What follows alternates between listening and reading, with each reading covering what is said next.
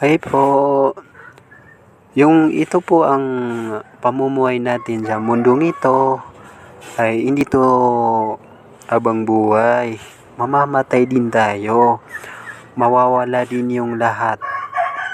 Mawawala din yung lahat sa atin, sa mundo, yung mga bahay natin, anak natin.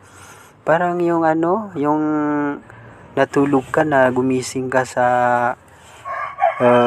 kabilang buhay na walang wala. Kaya yung itong mundong ito ay iiwanan din natin to. Kaya mag-isip-isip tayo para hanapin yung totoong reliyon. Para hindi tayo magsisisi sa kabilang buhay. Kagaya ng Islam. Kagaya ni Ruben Padilla, nagbalik Islam.